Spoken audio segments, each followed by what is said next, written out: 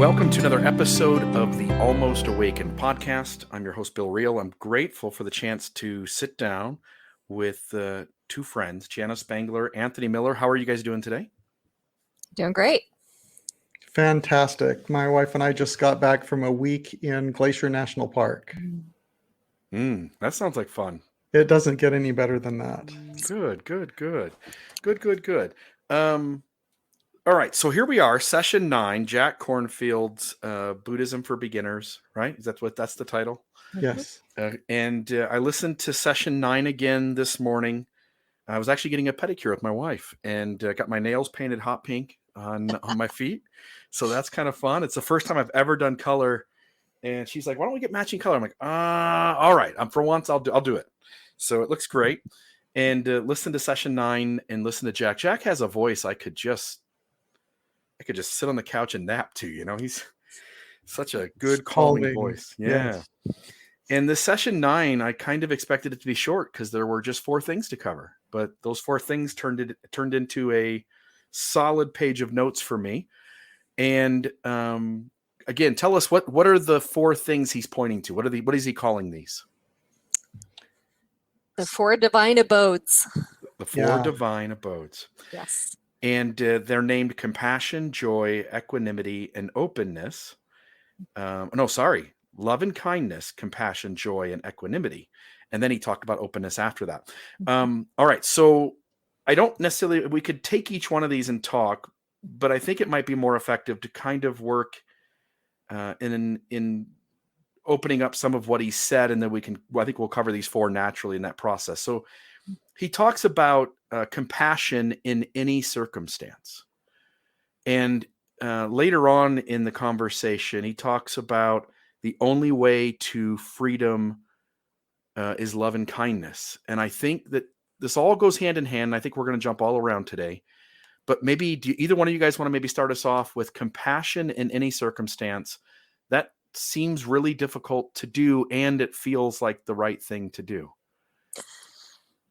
So can I back up and give an overall thing first? And then I love this question.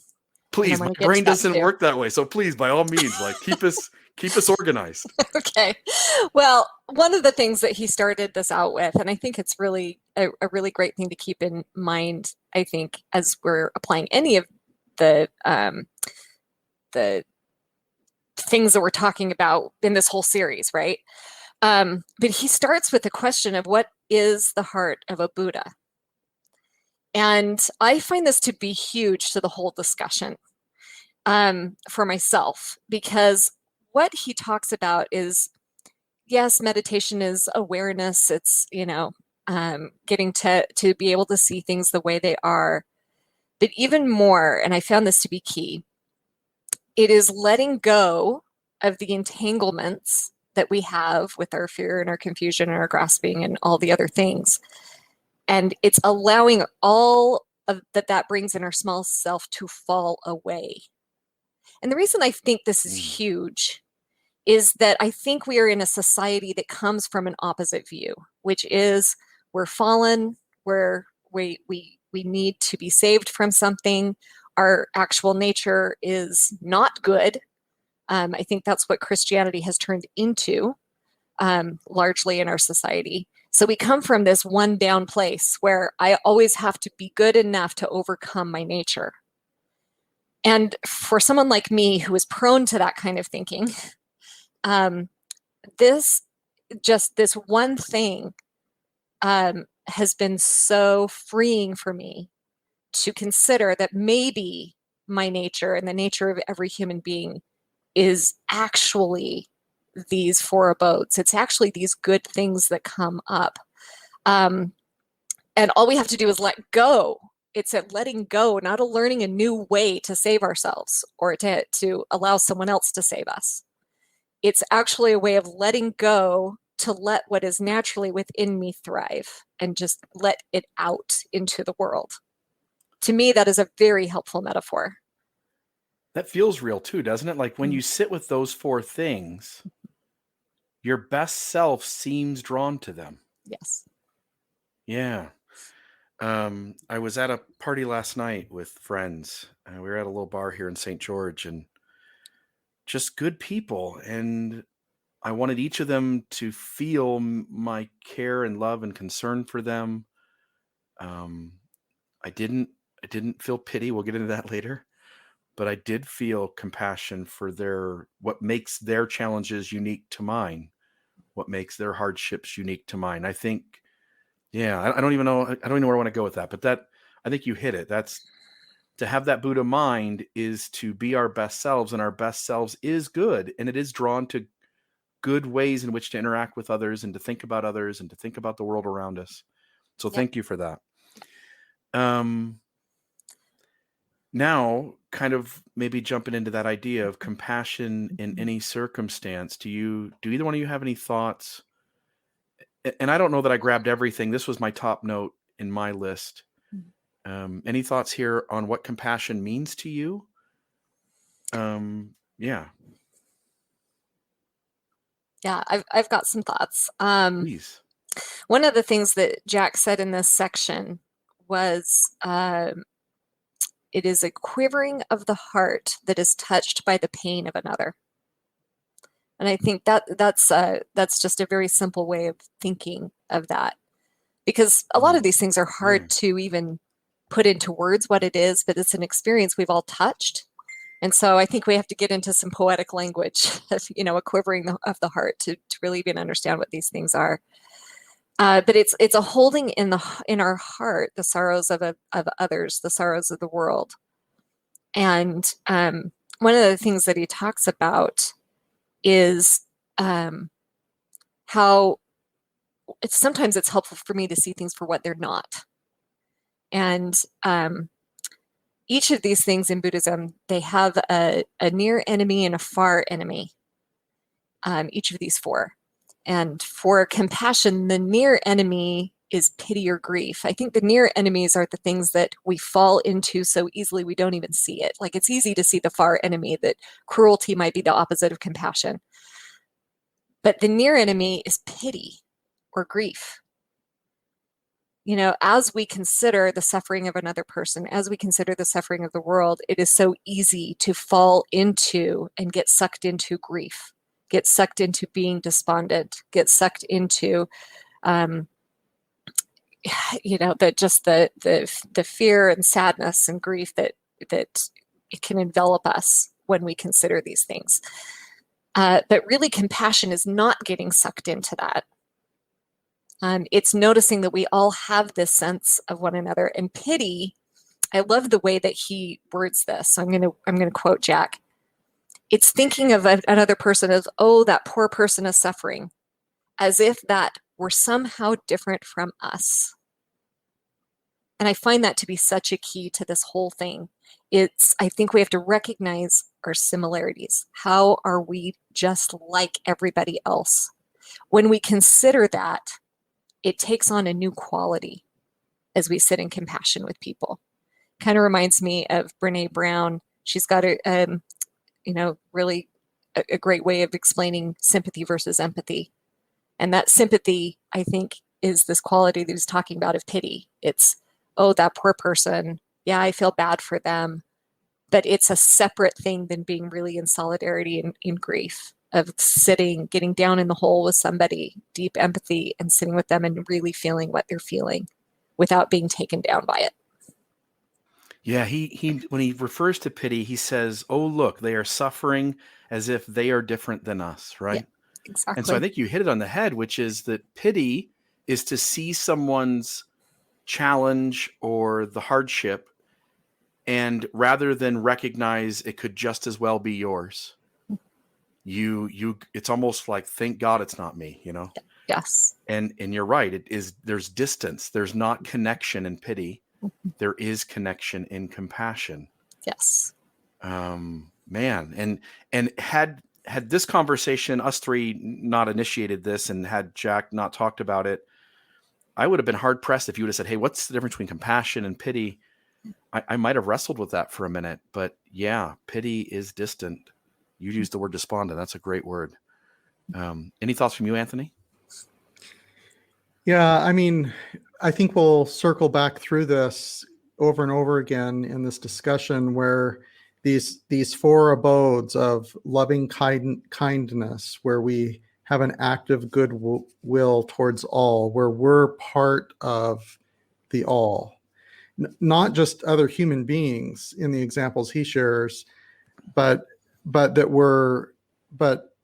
he talks about creatures with no legs, creatures with 2 legs, 4 legs, and many legs, that we have a sense of active goodwill and love and loving kindness towards all things. So it's a connection with all, and this compassion where we identify the suffering of others as our suffering also, and the empathetic joy where we identify and experience the joy of others and the happiness of others, even if we didn't contribute to it, as our joy too.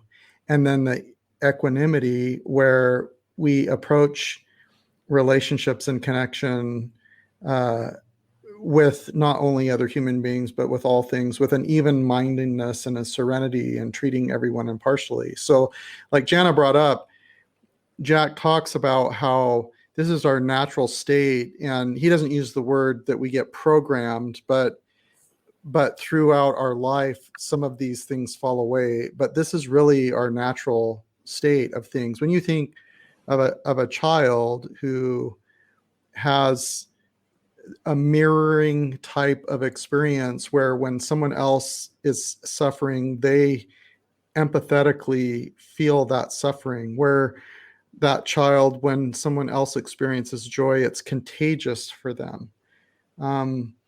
That level of innocence or connection that people have with things. And I was also thinking about experiences in my life where being in these abodes gave me a great sense of connection and meaning that I attributed to those experiences, spiritual experiences. So it was like, one example was here in Billings, Montana. We worked really hard to get a temple. And I remember having a stake conference, and we were all singing "The Spirit of God like a fire is burning." And we were all together in that moment, and we shared this shared connection of joy and this shared connection of goodwill towards everyone that was there, and that sense of connection and belonging. I described that as a spiritual experience. I interpret it differently now than I did then in terms of what that means, but it was a real connecting experience that I had. Or going to a funeral of a dear friend, that all of the people there at the funeral, like, we loved that family, we loved that widow, we loved that friend who passed away. And that sense of connection, not like Jana was distinguishing the difference between shared suffering and pity or grief, right? Not that we're just like closed off from the connection of others, processing our own grief, but we're there with the other person, and we're sharing with them that experience of suffering, that they are a part of us and we are a part of them, and that there's no distinguishing of one for the other, that this is a shared connection or abode that we have together. And I'll share one more idea. We have a mutual friend who I shared in a conversation this week about meaning and meaninglessness, and the recognition that some of these things are games that we play. Like we're talking about these things that provide us a sense of meaning and connection. And from a scientific, chemical, biological standpoint, yeah, what happens when we do these things? We experience elevation emotion. We experience dopamine in our system. We have serotonin, right? We know how the illusory truth effect works, right? If we say something over and over and over again, it becomes part of us and we naturally believe it. That's one of the games, right? We know that if we have a meditative loving kindness mantra, that the result is going to be that's going to be more internalized in us. And so these are all games that 100 years from now or 500 years from now, when we're all long gone, what we do today in this moment won't have had any meaning beyond this moment. But we still play the game. We still do the illusory truth effect. We still participate in these things because the real meaning is in this connection, this recognition of the moment when we are one with all other things. Those were some of the thoughts that went through my mind. You know, I've probably said it at least 3 times in the now 9 sessions that we've done, but the Eckhart Tolle quote, like, we are the universe experiencing itself as a human for a little while. Again, once you grab, if you and maybe some will have trouble with this, and I'm not suggesting they throw it out, but for 10 seconds, set religion off to the side completely. Pretend all those stories, we can't know if they're true or if they are. We certainly can't maybe know some of these things if they're true. And for just a moment, recognize that over the course of 13.2 billion years, elements, carbon, elements have shifted and altered and manipulated to the point where the elements formed your body, and you have this consciousness in you. And this consciousness tells you you are your own person, but I'm telling you, it's bullshitting you. It's a lie. And the reality is you are the universe experiencing this particular consciousness, but also experiencing billions upon billions upon billions of other consciousnesses right at this very moment, including the tree that's outside your front yard, including the neighbor who's walking down the street, including the dog who's out with his owner. And all the ideas in our head that we are separate is again, I hate to do it, but I think it's impactful, is to say it's bullshit. And we really are a thing, a same thing that is moving around independently and has this awareness that seems independent. But that, again, you're talking about games. There's another game that we're playing. You are one with everything. And as you said the other time, you are alone too. Well, but then we need to put in work to let go of that individual ego as well as the collective ego. Yeah. Like that somehow we're different than the Canadians, right? Because we have this myth construct of a border and a country, and somehow we're different, or that we're different than the Afghans that are going through. Like we're part of the whole, but it does require putting in. They're the bad guys. Yeah. We're both good and bad, right? Yeah. And we're just the universe fighting with itself. Right. Yeah.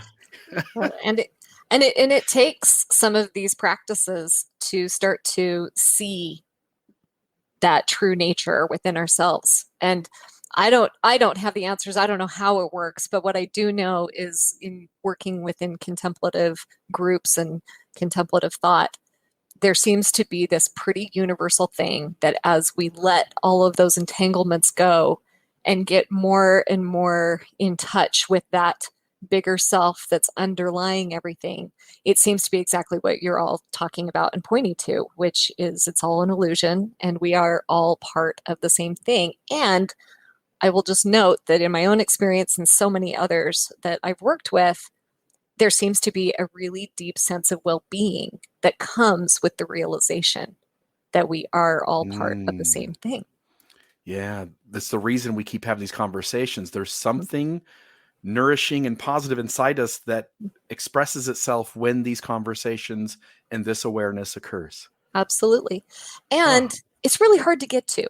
I just want to acknowledge that. Like, it is a really hard, this is why these are lifelong practices. This is not just an aha moment, but there can be those little moments along the way. And I appreciate that Jack will give us these little hints of, here's something that you can do to tap in. And one of the things he mentions in the compassion section was just to note that you can see everyone as somebody's child. There seems to be something very universal about humans. I mean, you picture holding a newborn child. For anyone who's ever done this, we understand the innate preciousness. You can't even explain, but there's a preciousness to this other life that's so new and so fresh.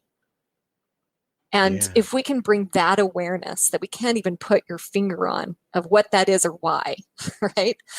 We can sit and talk about it all day long and never get to what that is, but we've all touched it and experienced it. But if you bring that awareness to one another and recognize that everybody is that, it's a way in. Every serial killer was a precious little child once. Absolutely. And because of the events that happened to that kid, the sense of abandonment or whatever trauma that kid received, he turned into something that caused a lot of harm and havoc and trauma on the world. But yeah, if we all could sit in that appreciation of that preciousness, then that kid grows up with a completely different set of circumstances and becomes something else, and almost certainly something less traumatic on the world. Yeah, beautiful, beautiful.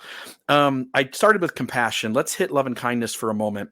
He talks about how this group of people are meditating in a cave, and he says that they tried to do the meditation. The noises in the cave were too scary. There was noises they didn't recognize. They wondered what animals might be around, and so out of fear, they left. And I don't remember who he was saying they were talking to, if it was supposed to be the Buddha or who it was. But the person gives the advice, fine, I'll give you a meditation that will help you overcome your fear. And he says, to not leave the cave in fear or danger, you'll have to have love and kindness and I put all around you. So for everyone or everything all around you. And I tried to think in that moment, like if I encountered a bear in a hiking trail and that bear is not happy, man, you talk about having to be present, how to be full of love and kindness for the animal that looks like it wants to rip your throat out. But he says that's the only way not to be scared, because the moment is the moment. Whether you experience fear, and actually maybe the experiencing of fear will make you less apt to deal with the situation. You'll be more in lizard brain than being present and knowing what is wise to do to give you the best chance to get out of the situation. But man, in these stressful moments, it is hard to do that. But love and kindness, those, I don't want to say feelings. It's a way of being. Love and kindness is the way to not have fear of the dangers that are around you. And let's be honest, dangers around you every day. You could slip and fall on some steps and that's it. It's over. Your thoughts on love and kindness as a way to dispel fear, and maybe fear specifically of things dangerous around you. So he shares multiple different versions of the metta prayer, METTA. And one example would be kind of a meditation. May you be safe. May you be healthy. May you live with, he calls it loving kindness. May you live with ease and happiness. So yeah, several different variations of that. And he talks about getting up at 3:30 in the morning and doing this as he quietly walked. I'm like, that would put me asleep. But in any event, he talks about having this as a meditation, and then to picture this metta prayer, peace be unto you, may you be safe, may you be healthy, may you live with ease and happiness, may you live with loving kindness, and you do this over and over again. And then he talks about directing this metta prayer as if you're expressing this to another human, as if you're expressing this to animals with no legs, 2 legs, 4 legs, or many legs. And then he talks about expressing this meditative experience, this metta prayer, not only to people who it's easy to feel a connection and loving kindness to, but he talks about the process of doing this with someone who's a rat, like who you really don't like, recognizing that you're doing this even though you don't feel that way about that person. So this goes back to what I had referred to earlier, is we all know that the illusory truth effect is you say something over and over and again and it becomes true, right? Like if I want to weigh 165 pounds and I don't, if I weigh more than that and I want to weigh 165 pounds, when I'm working out, when I'm running, when I'm on the treadmill or something, I'll have a mantra that says that I weigh 165 pounds, right? If that's what my goal is. And the more that I say it, the more I'll believe it. And then the more momentum there will be in helping me achieve that goal through diet and exercise or whatever I needed to do to get to that goal. And the same thing is true of other things. If I have other goals, like we know that's the hack or the trick, the illusory truth effect is a hack or a trick, in that we say it over and over again and we believe it and we internalize it. But here is where we get to use that hack or trick to experience a greater degree of connection and love and loving kindness for other existence, other humans, animals, and so forth, including ones that are hard for us to feel connected to. And we do it over and over again. And the practice increases our capacity. And then as he was describing this, and as he was describing this mantra, this meditative experience, I was thinking that's the kind of person that we all want to be around, right? Like if you meet someone that exudes loving kindness, that sense of connection and gratitude, like that is a person that you want to be around because they exude that. And like maybe some of it will rub off on us or something like that, right? Because we just, anyway. When you're with those people, you feel heard, you feel seen, right? When somebody seems to be in the room caring and listening and thoughtful things said about what other people's lives look like, you're like, oh, that person's like interesting because they make me feel interesting, right? Like we all are attracted to those personalities, and it really is moving in a healthy way through the world to show up that way. Yeah. So I had a little bit of a wrestle when I started considering this one. And, we're hearing like, so Jack says, this is loving kindness is to touch with love that which we have touched with fear. Okay. So back to kind of what you were talking about, Bill, with, there are these things in the cave and I'm hearing these things and I'm pretty sure they're going to kill me or make life hard for me in some way. Can you say that one more time? Which thing? The thing that the first phrase that you were building off of, the one that he said, love, yes, it's to touch things with love that which we have touched with fear. Yeah. So that's the feeling around it, right? That which we have touched with fear. And so I bristled at this a little bit because, if there is a bear, I want to be able to react to that. And yeah, sure, maybe if I can stay in loving kindness with the bear, maybe I'll have a clearer head. But there really are bears in the world. So part of me is like, well, do I want to be that stupid to just love everything and be in this la la land of everything is good, just loving kindness. So, people who are bad to me, I just give them loving kindness and all will somehow be well. There's this piece of me that really bristles at this idea. And it also kind of bristles at this idea, and he got to this, and I think this is so important. For me, it just really hit me that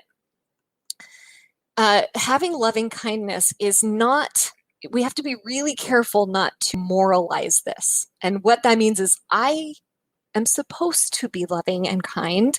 Therefore, I'm doing something wrong if I can't, or if I have ill will towards somebody, that somehow something is wrong with me, and now I've got to get to loving kindness. I think it's so easy to think of these things that way, rather than saying, this is something actually deeper that we're dealing with. This is not just a mantra, just a, I've got to do this. I'm just going to be more loving, gosh dang it. I'm going to ignore all of those warning signals in me.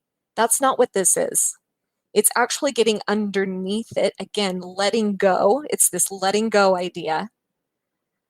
And recognizing that it is our true nature. Underneath all of the fear, all of the ways that our ego is trying to protect us, it's seeing it for what it is, getting underneath it to let our true nature come forward in loving kindness to others. But it is not a thing that gets into, I was on a call this week with some contemplatives from the Living School, and one of them said, contemplation is not deep ignoring. It is deep listening, it's deep awareness. So it's not that we're going to cover over all of our fears with something good and, do this bypass, this spiritual bypass of what's hard. It's actually, we're going to get into deep awareness of what it is, what the fear is, learn from it what we need to learn from it, but then let it go and let that true nature of loving kindness within us come forward. Because, and I loved what he said, as we try to do this sometimes, like picture someone who's been really problematic or caused you a lot of pain, right? As you imagine doing loving kindness toward them, if you've gotten good at it, at spreading loving kindness to what's easy in the world, to our friends, to the people we admire, to the things we love, as we try to do that with someone who's problematic, our heart will often just not let us do it. It just, we pull into ourselves and go, oh, that's not okay. What he says is that is the lesson, is if we can tap into noticing that is the nature of our heart. The nature of our heart has both of these capacities. But when we pull in, when we hold on to what is problematic with the hard people in our lives, we feel pain. Notice that. That is the nature of our hearts. That when we hold on to the difficulties, when we hold on to the reasons that we're not happy with this person, it causes us pain. Then we can get real and say, okay, this ill will that I'm holding toward this person is actually hurting me. So how do I release that, get into my true nature of loving? It doesn't mean that I'm condoning anybody. It doesn't mean I'm ignoring the pain. I can be well aware of that, but that my ill will toward this person it's not getting us anywhere. All that leads to is more pain. Because when I'm in pain, I cause pain in the world. Yeah, he talks about loving one's crooked neighbor with our own crooked heart. I loved that phrase. Yeah, good stuff. Like, you're right. Like, one facet of several, I think, beautiful things you said, your attitude in a given moment that is in loving kindness still may have to be firm and direct with somebody. It may have to scream for help in the moment of someone else's traumatic behavior. It may cause you to cry or to feel like you still get to feel the whole gamut of emotions, and it doesn't require that you whisper and talk softly or allow abuses to happen in your life. You still get to stand for what's right and try to make a difference and to reduce suffering in the world. But it's not a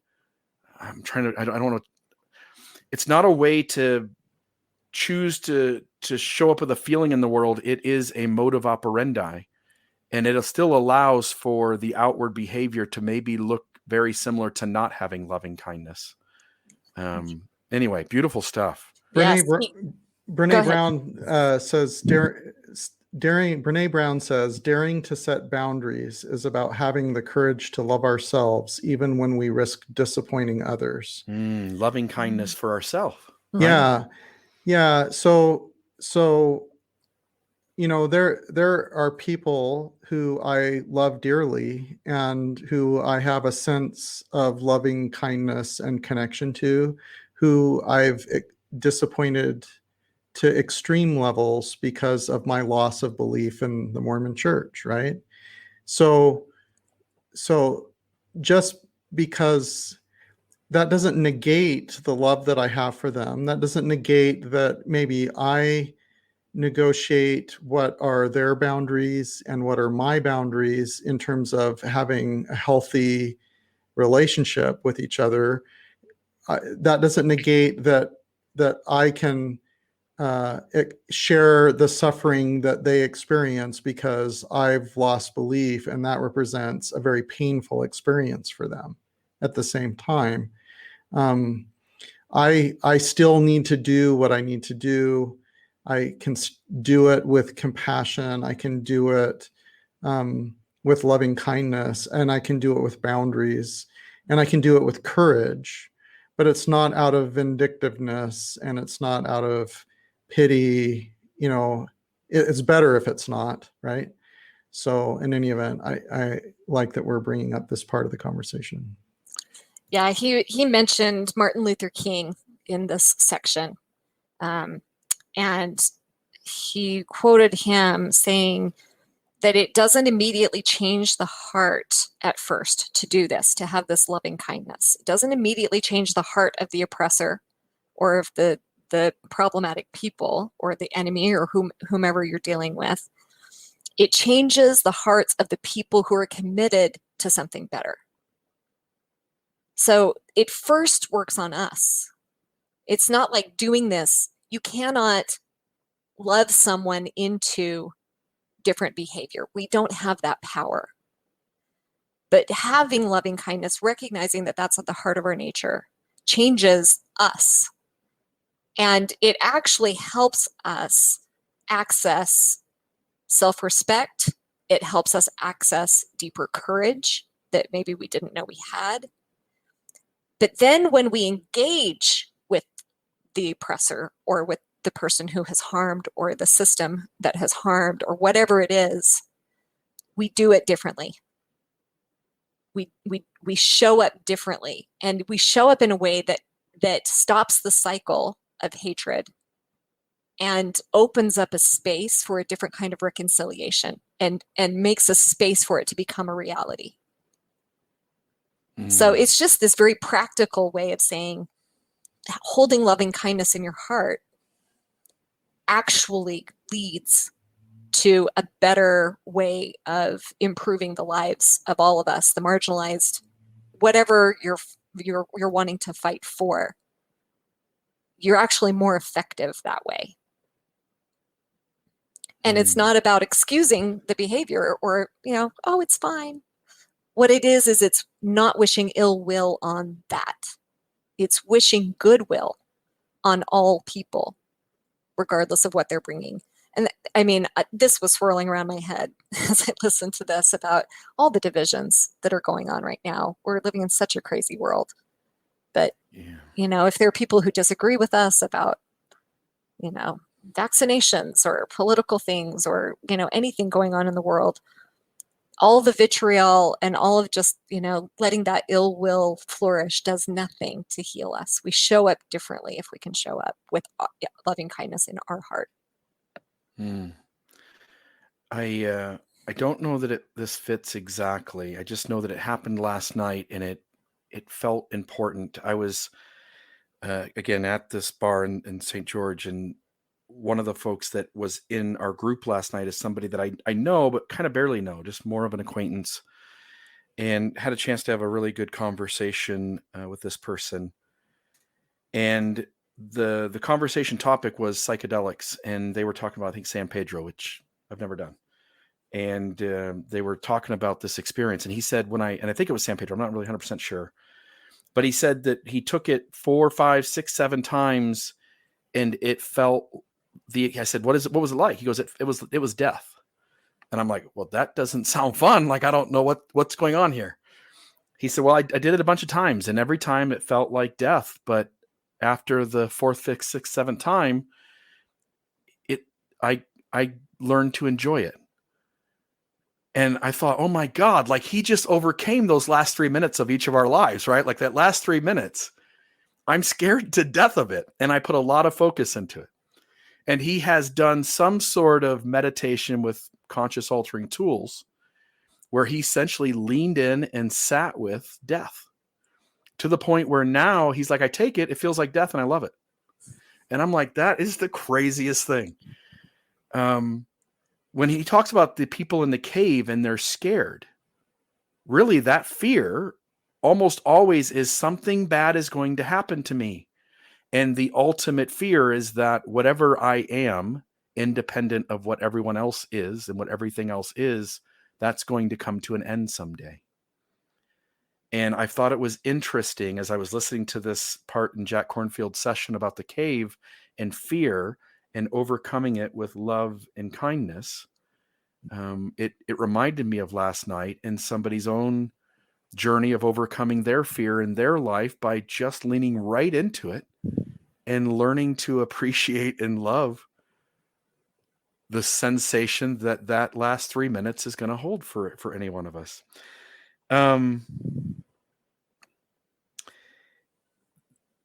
Going back to compassion for just a moment, I want to make sure this gets said. Jack said something like, may you hold your sorrows in great compassion. Like we all have sorrow. Holding that in compassion is to recognize that all of us humans are going to experience trials and challenges and hardship, and to hold our sorrows and to hold the sorrows of others with compassion. That, as you pointed out earlier, Jana, that's what gets away from pity, when you hold their sorrows with compassion. The next one here is joy. He says, the world is more beautiful than sadness. He says, once you make this discovery, you must embrace joy as a moral obligation. Help me out. Explain that to me. What is he trying to say there? Because I think I get it and I don't understand it either. If that makes any sense at all. What does that mean? Once you make this discovery that the world is more beautiful than sadness, and it is, by the way, look around. You must embrace joy as a moral obligation. Your guys' thoughts? So a couple thoughts. So the word is, I'm saying it in English, but it's muditā or something like that, is the empathetic joy word. And according to Wikipedia, it means sympathetic or vicarious joy, or the pleasure that comes from delighting in other people's well-being. And I mean, what immediately comes to mind is being at a concert. I like going to Chris Stapleton concerts, but there are other performers who are great to listen to as well. I've gone to several of the Love Loud concerts as well, and being in an experience where multiple people are experiencing joy, and then we are vicariously experiencing joy through the joy of others, and it kind of feeds on it. We feed on each other's sense of joy and connection. When we're all singing a song together and we all know the words and we're sharing that moment and we're delighting in the well-being that we're experiencing, and we're delighting in the well-being of others, which is a very different experience than the entanglement of envy or comparison, or it's not fair that they experience joy that I don't get to experience, or they don't deserve their joy like I deserve as much joy as they've got. Those kinds of entanglements are a problem, and they're the opposite of this vicarious experience of being able to experience joy in the joy of others, including in those shared experiences, like the example of a concert. Yeah, he says our joy is multiplied by the joy of others, right? Like it's exponentially greater. If I'm happy and feeling joy, that's one thing. But if the guy next to me is also feeling joy, it's not just two bundles of joy, it's something exponentially greater. And our joy also spreads to others, right? In the same way. I have such a wrestle with this one too. I hate to say it. I have such wrestles with these amazing concepts that I feel like joy is a special wrestle for me. You know, for those who are familiar with Enneagram, I'm a 1 on the Enneagram, and I spend a lot of time with the glass half empty. I hate seeing myself that way. It's taken me years to be able to say that because as a 1, I should see things half full to be a good person. But I really do. I struggle with this one. And I think I first became aware of this probably about 4 years ago when I was doing my first 7-day silent retreat.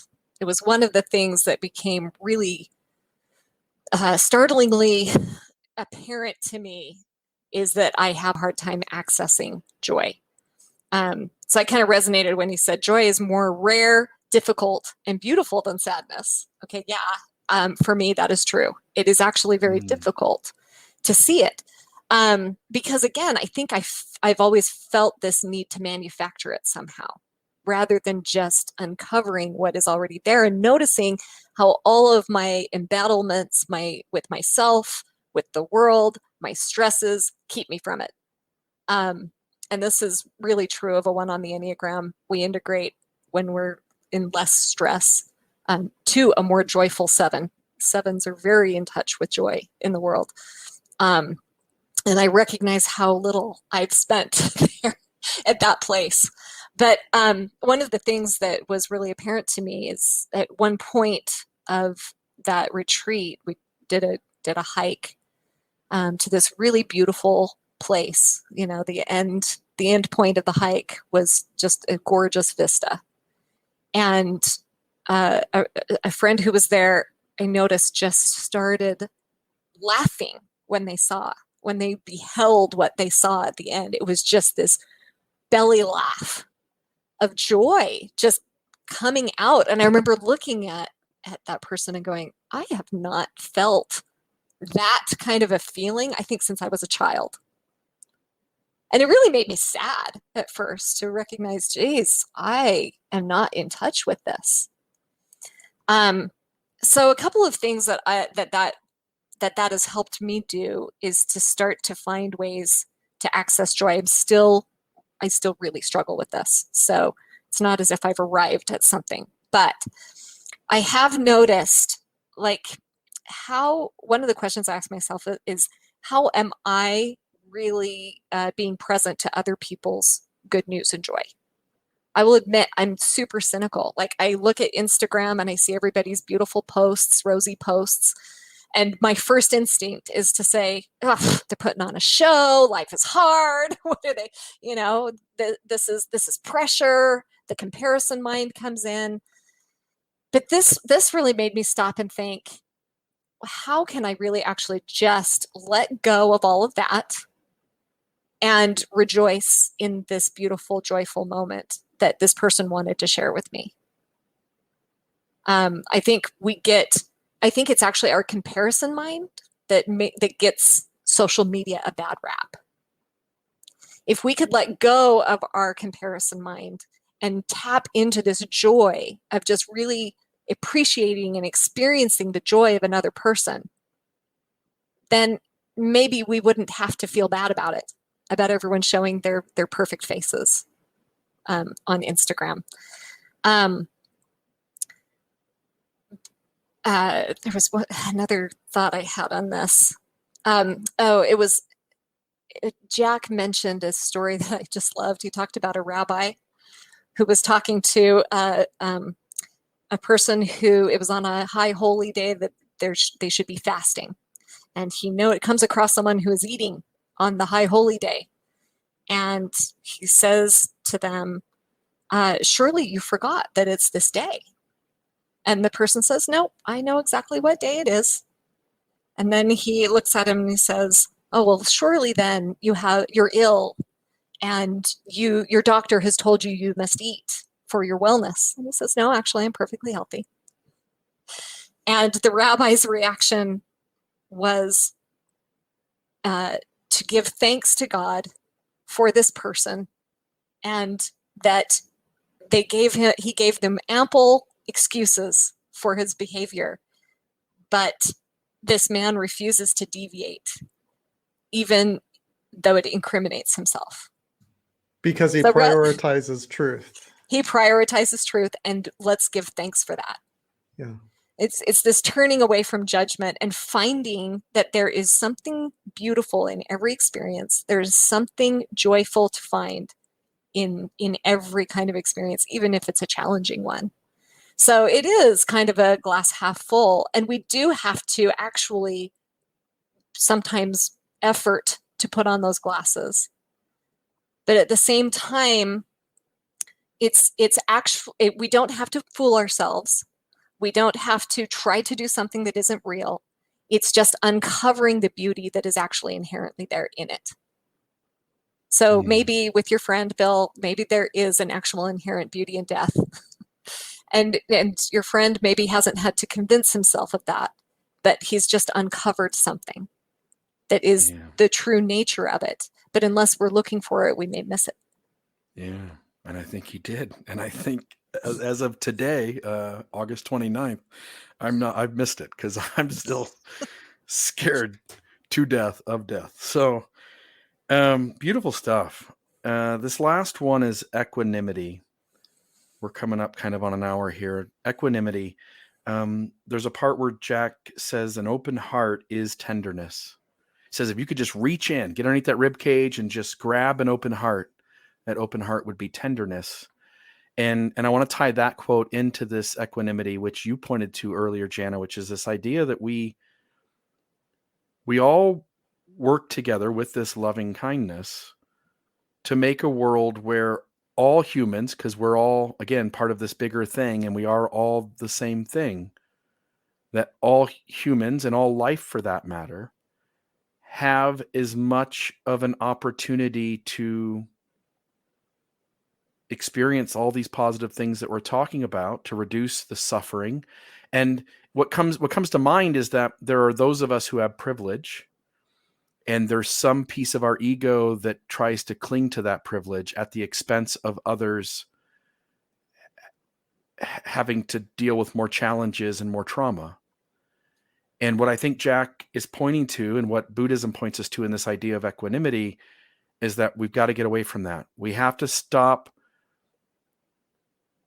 holding up our access to better things or less trauma when it hurts others and causes them to experience on a more regular basis hurt and trauma.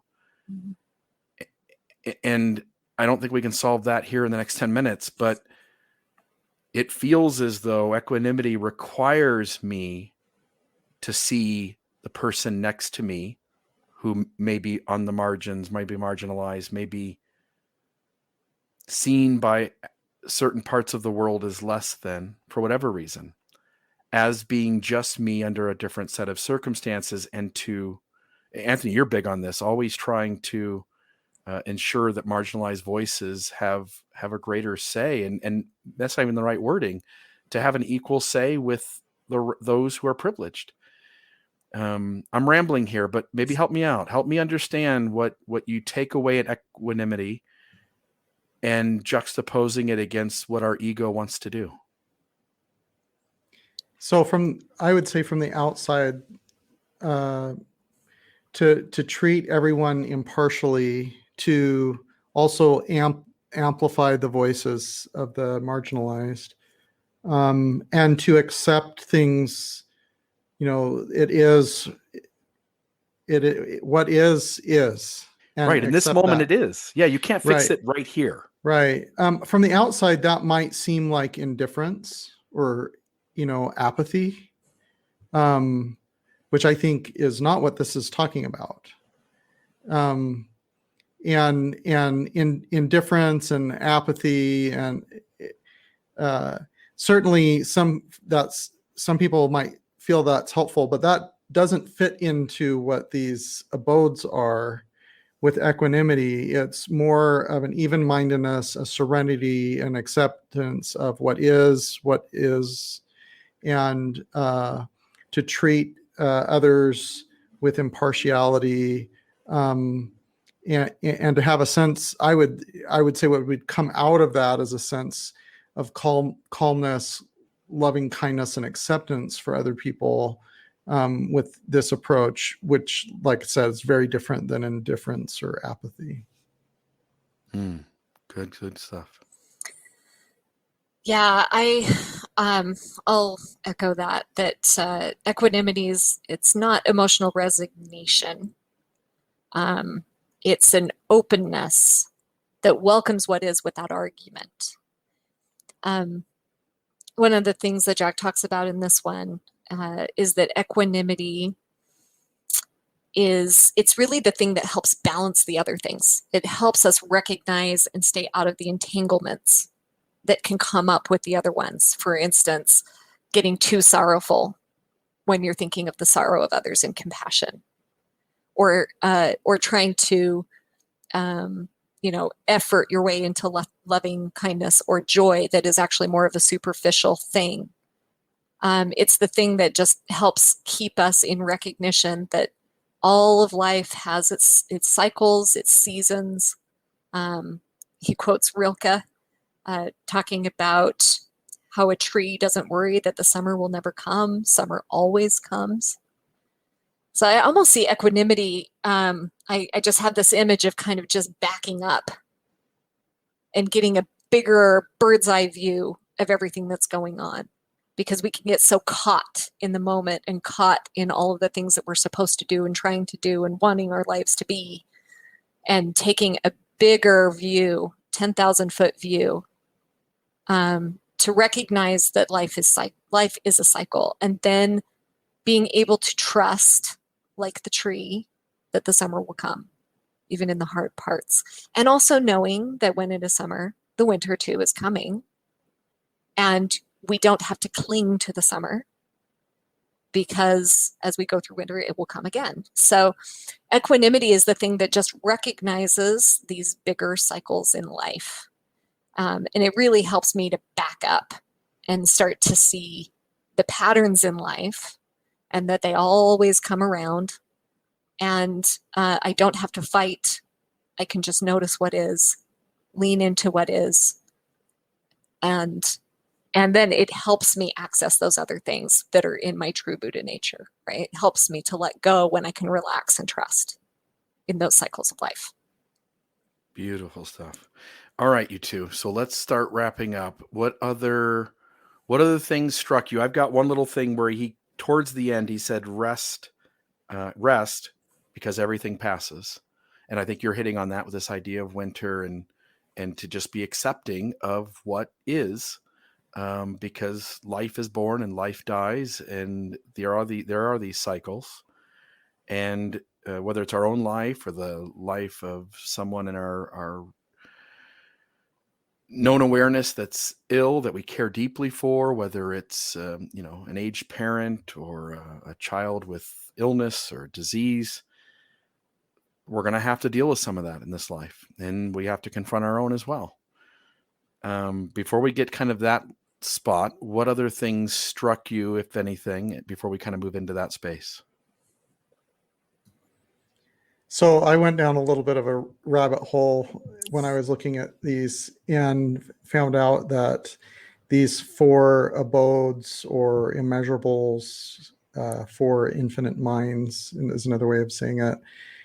These actually are pre-Buddhist concepts that were in the milieu prior to Buddhism coming about, and then Buddhism adapted and interpreted them, and they became a core principle to Buddhism. I thought that was very interesting. It was a bricolage with Buddhism, right? It was. Yeah. It was Buddhism was an eclectic aggregator. Eclectic aggregator. Yeah, that's right. Yeah, we know another eclectic aggregator. Yeah.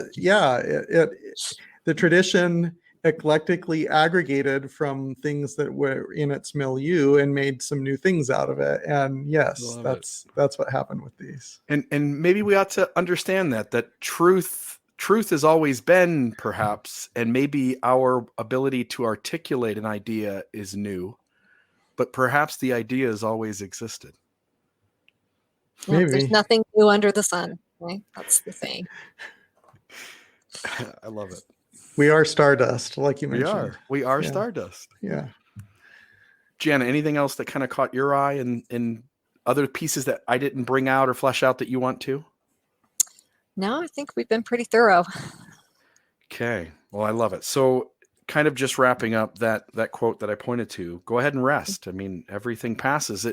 There are going to be triumphant moments. There's going to be joyful moments. There's going to be sad moments. There's going to be very painful moments. There's going to be easy things where you feel like you're coasting. There's going to be moments where life is hard, day after day after day. There was one point in my life where I was working 2 jobs, getting about 2 to 3 hours of sleep a night for a few months on end. And it was absolute hell. But I had to do it because it was the only way that our family was going to get through what we were in the middle of. And in the middle of that, I literally contemplated that death would be easier than what I was in the middle of doing. I was not okay. There were lots of times crying and feeling sorry for myself. But it passed. Look at, here we are. We're years later and things are going pretty well right now. And yet some moment ahead of me is also going to be full of tragedy and sorrow and hardship. Rest. Everything passes. And I think we can sit with that. Absolutely. And I think that for me, one of the things that came out of this section is just how to achieve some sort of balance in all of this. I think sometimes I fall into the trap of thinking that if I just apply all these Buddhist principles to my life, then all will be well, and I can always rest, and I can always have peace, and it's just beautiful, and life will just move on. And, maybe there's some truth to the idea that if we were all doing it collectively, all at the same time on the earth, maybe, but that's not life. That's not how it is. There's always going to be cancer sorrow. Ignores that, right? Cancer doesn't care. Absolutely. A million things do. It's always going to be hard, right? And so, sometimes we're a little too into peace and loving kindness to notice that we actually do have to act in our world as well. I appreciated that he brought the Serenity Prayer into this. I find the Serenity Prayer just is the gift that keeps giving in my life over and over again. God grant me the serenity to accept the things I cannot change, the courage to change the things I can, and the wisdom to know the difference.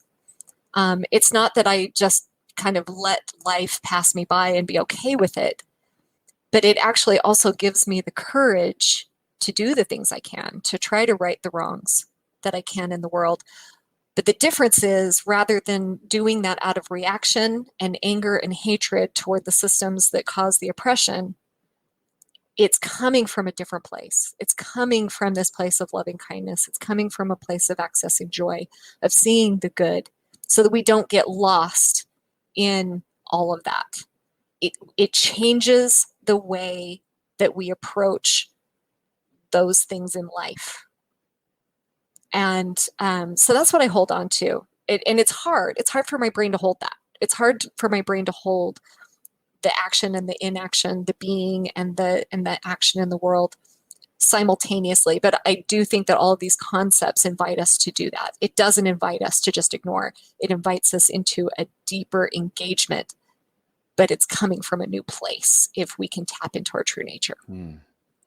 Yeah. Non-dualistic thinking, right? Yes. Easy. Yeah, no problem, right? No, it takes work. It either will or it won't, and both and neither. So, yeah, we have to put in some work. Oh, I love it. Anything else from you two? No, I just wanted to say thanks for including me in this session. I see that we only have 3 more in the book, and I'm excited to participate in those. Yeah, I'm looking forward. No offense. This has been fun, but I got about halfway into this and I thought, oh boy, we've got a lot to go. Yeah. And so we got 3 more left. We'll knock these out and then we'll be done. But I really think these are conversations that, I don't know how many people are grabbing onto them, but I think these conversations will be useful for decades on the internet, as long as the internet is around and the myth of the internet continues. So Right. All right, you guys, have a great day, and thank you so much for doing this project with me. Thank you. Thanks, Bill. Take it easy.